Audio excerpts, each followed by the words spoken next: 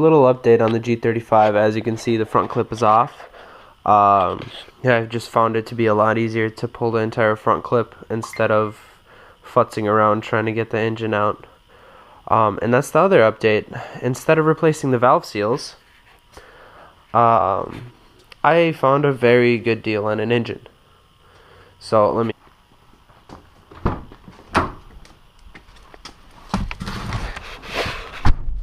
All right. Now we're inside the car. I just wanted to do a little bit of an update on the 2003 Infiniti G35. I have a previous video on it saying that I was gonna be working on it and putting in new valve seals over the winter, and using the Jim Wolf Technologies tool, which is like $94 on their website, I believe. But that didn't happen. I ended up finding a different tool.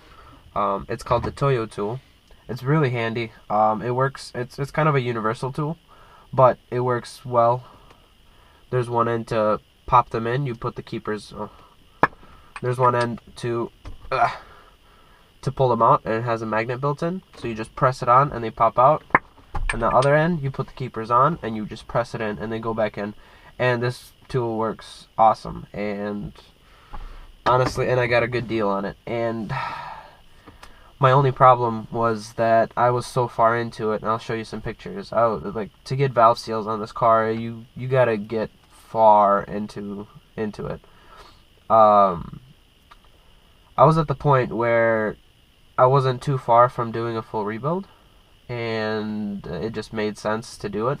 So I ordered up all the gaskets and everything, but also kind of started looking for a new engine, and I got lucky and I found one on Craigslist that ended up being a friend of mine that was selling one. So I got a great deal on it, so I didn't even mess with that one. I returned everything and I pulled it out. I actually just sold the old motor right now. But that's a new one sitting in the car. It's from a G35 sedan with 88,000 miles. It has been sitting outside a little bit, but I've prepared it. Hopefully everything goes smooth. So far everything is bolting up nicely. I know the electrical stuff has to be swapped over, so I'm using all of my electrical sensors and the switches and all that. But so far so good.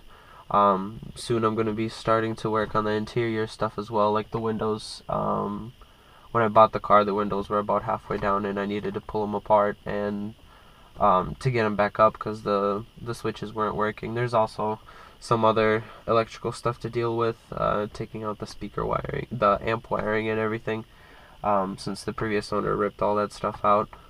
And then just a little bit of odds and ends, and this thing should be ready to be enjoyed.